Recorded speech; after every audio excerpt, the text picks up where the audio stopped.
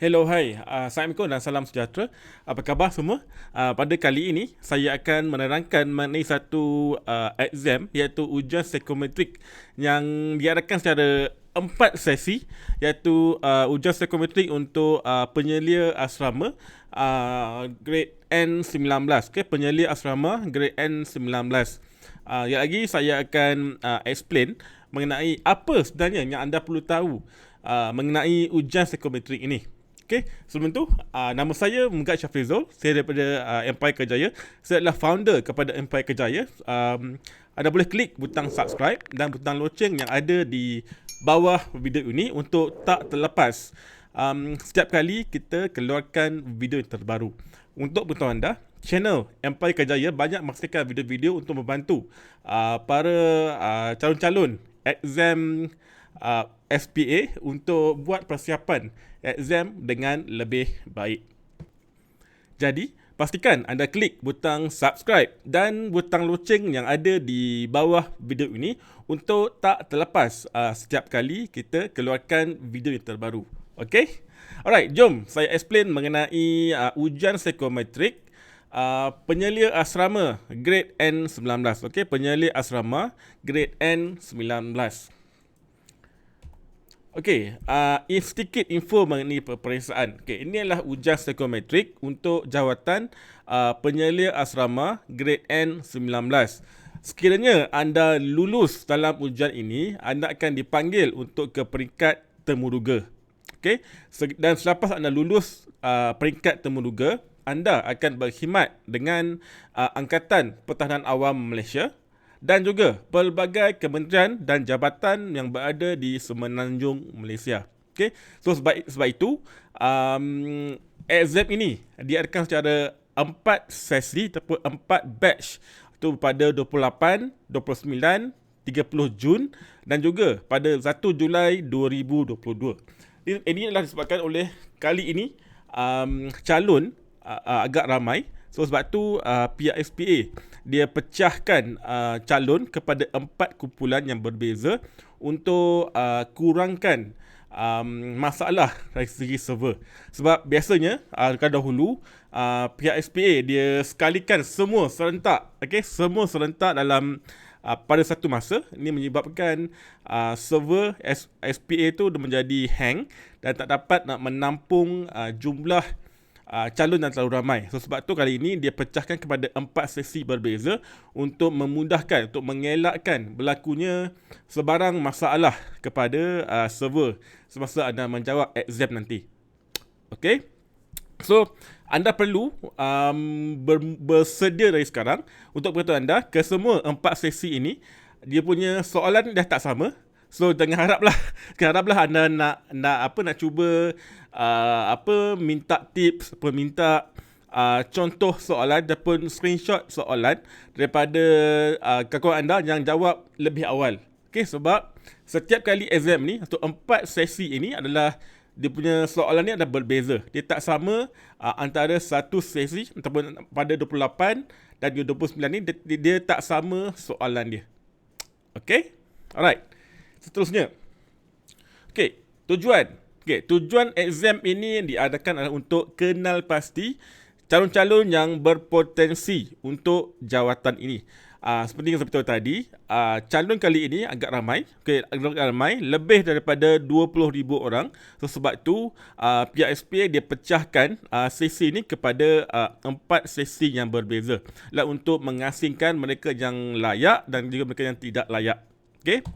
Alright, so antara teras utama ujian peperiksaan ujian psikometrik ini adalah untuk menguji tahap disiplin anda, kemahiran komunikasi, kebolehan kerjasama, cara anda berfikir dan emosi anda dan juga ciri-ciri kepimpinan yang ada dalam diri anda. Okay, walaupun jawatan ini adalah jawatan peringkat grade 19 iaitu jawatan pelaksana, so anda juga perlu mempunyai kelima-lima ciri ataupun teras utama yang perlu ada dalam seorang penyelia asrama. Okey. Baik, seterusnya. Okey, kriteria penilaian. Okey, ini adalah tiga kriteria, 3 ciri-ciri yang akan dinilai dalam diri anda. Itu yang pertama adalah dari segi job fit ataupun pekerjaan. Yang kedua adalah dari segi organisation fit, iaitu organisasi. Dan yang ketiga ialah team fit, berpasukan. So anda perlu mempunyai ketiga-tiga kriteria ini, iaitu anda fit dalam pekerjaan tu, anda boleh fit dalam jabatan ataupun dalam organisasi, dan anda boleh fit dalam berpasukan, iaitu anda boleh bekerjasama dalam sesuatu pasukan. Okay, dan anda perlu bersikap jujur semasa menjawab nanti. So tak boleh cuba nak menyembunyikan perkara-perkara yang anda tidak ada. Contohnya, ini adalah antara ciri-ciri positif yang dinilai dalam anda menjawab exam nanti. Itu sebagai seorang penyelia asrama grade N19. Itu anda berani mencuba, anda tak takut gagal, anda sedia terima kritikan, anda berlapang dada, iaitu free. Anda tak cepat koyak kan, tak cepat koyak bila anda dikutuk. Okey, mudah menerima dan diterima orang lain, yakin pada diri sendiri, sentiasa bersangka baik, mudah mesra, bertimbang rasa dan juga tidak merasa diri sentiasa betul. Okay? So pastikan, make sure anda cuba tonjolkan ke semua 10 ciri-ciri yang saya maksudkan ini, yang saya beri ini untuk ataupun ketika anda menjawab exam penyelia asrama nanti. Okay, so inilah 10 ciri yang anda perlu tonjolkan, yang anda perlu bersikap jujur, yang anda perlu jawab semasa menjawab exam nanti. Okay, dan ini pula malah 6 ciri-ciri negatif yang anda perlu sembunyikan semasa menjawab exam nanti. Iaitu tidak mudah bergaul dengan orang, kurang yakin, tidak dapat terima pandangan orang, sentiasa teragak-agak, sentiasa bersangka buruk, dan juga sentiasa menganggap diri ini tak menarik, diri ini tak handsome, diri ini tak cantik. So cuba kalau anda ada kesemua 6 ciri ini, so anda perlu sembunyikan, anda perlu bersikap macam hipokrit sikit lah bila menjawab. Sebab bila anda ada 6 ini, anda berkemungkinan besar anda tidak layak untuk memegang jawatan sebagai penyelia asrama. Alright, jelas setakat ni? So kalau anda ada sebarang soalan, anda boleh terus tanya di ruangan komen. So nanti insyaAllah saya akan menjawab semua soalan anda seberapa pantas yang boleh. Okay, alright, seterusnya. Alright, tips menjawab. Tip yang pertama, bila anda diberi pilihan jawapan A, B, C atau D, pastikan anda jawab yang paling baik ataupun yang jawab yang paling tidak baik. Contohnya, biasanya soalan tu dia akan diberi sangat tidak pasti, pasti dan sangat pasti. A sangat tidak pasti, B tidak pasti, C pasti dan D sangat pasti. Pastikan anda pilih A tidak pasti atau D sangat pasti. Faham tak? Pastikan jawapan tu yang paling tidak dan juga yang paling sangat. Faham tak? A tu sangat tidak pasti, D tu sangat pasti. Jawab A atau D sahaja. Jangan jawab yang tengah-tengah tu. Bila anda jawab yang tengah-tengah tu, ini menunjukkan anda ni seorang yang tak sure, seorang yang tiada kepastian dalam diri, macam soalan yang teragak-agak semasa menjawab. Yang menyebabkan anda akan gagal dalam ujian yang anda akan hadapi nanti. Okey, faham Itu tips yang pertama. Itu jangan jawab tidak pasti ataupun sederhana. Okey, tips yang kedua. Hati-hati semasa menjawab sebab soalan dia boleh berulang. Dia Berulang tu bukan dia bermaksud diulang soalan yang sama. Okey, berulang bermaksud adalah dia ulang konsep yang sama. Contohnya, okey, nombor 1 dia tanya, adakah anda merokok? Adakah anda seorang perokok? Okey, nombor 1, adakah anda seorang perokok? Okey, kemudian nombor 10 dia akan ulang soalan yang sama ataupun konsep yang sama tapi diubah sikit. Okey. Contohnya, nombor 10 dia tanya, kerajaan menguatkuasakan undang-undang larangan merokok di restoran. Adakah anda bersetuju? Okey. So, kalau nombor 1 anda jawab anda seorang perokok, anda jawab ya, dan nombor 10 anda jawab anda setuju. Kan, ini dah bermaksud bertentangan dengan ciri yang ada pada anda.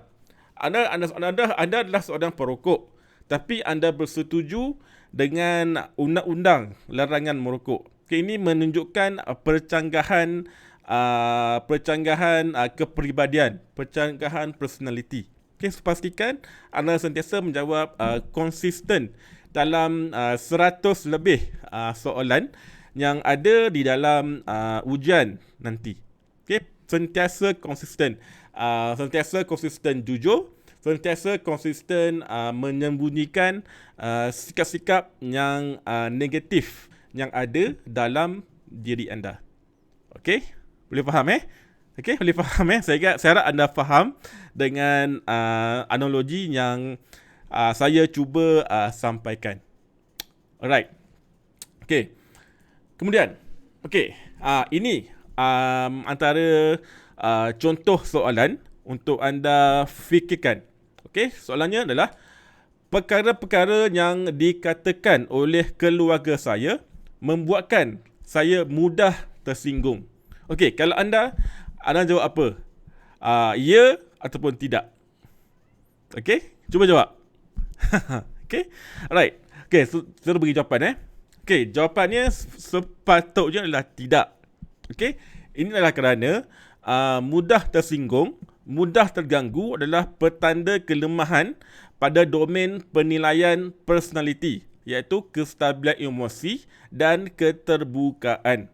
Okey, so pastikan anda sembunyikan sikap negatif ini. Sikap mudah terganggu, mudah tersinggung dan sebagainya. Ia akan memberi satu penilaian yang kurang baik kepada anda.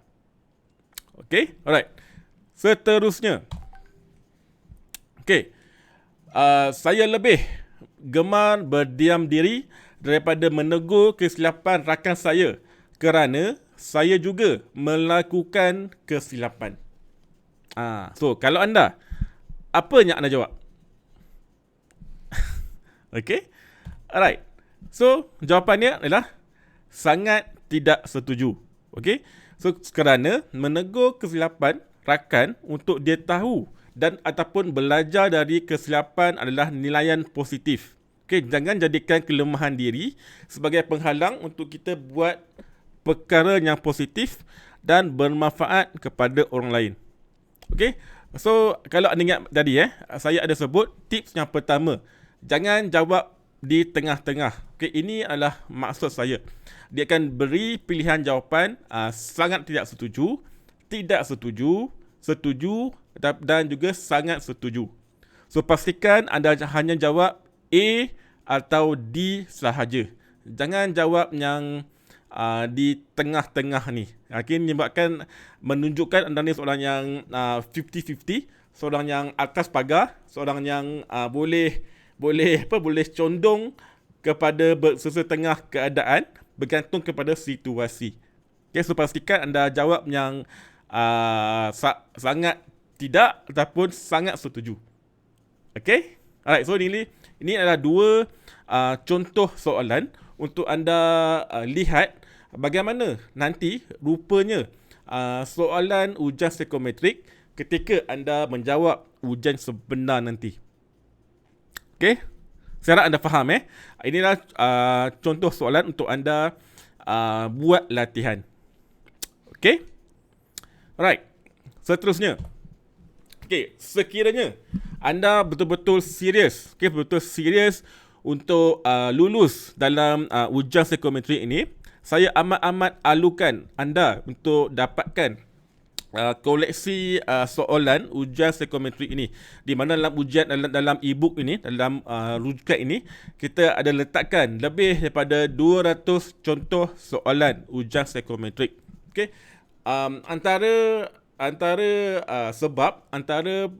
penyebab yang menyebabkan orang lepas lulus ujian psikometrik ini adalah mereka faham bagaimana konsep soalan ujian psikometrik ini, dan juga mereka banyak buat latihan. Okay, sebab dengan banyak buat latihan saja, anda akan lebih rasa yakin, anda akan lebih confident menjawab.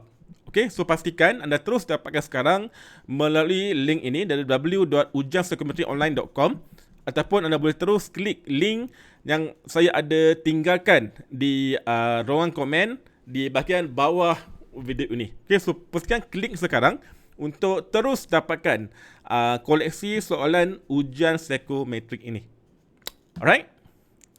Okay, saya harap anda jelas dengan perkongsian saya mengenai tips menjawab ujian psikometrik untuk penyelia asrama grade N19 ini. Okay, sekiranya anda betul-betul serius dan anda rasa cukuplah, aku gagal dah banyak kali, kali inilah aku mesti lulus. Okay, pastikan anda terus dapatkan e-book rujukan exam ujian psikometrik melalui link yang saya ada tinggalkan di ruangan komen di bawah video ini. Okay, alright. Saya rasa sekian dulu untuk video pada kali ini. Kita jumpa lagi dalam video akan datang. Good luck untuk anda menjawab exam ujian psikometrik pada hujung bulan 6 ini. Saya doakan anda berjaya dan berjaya menjawab jawatan sebagai seorang penyelia asrama grade N19. Jumpa lagi. Assalamualaikum.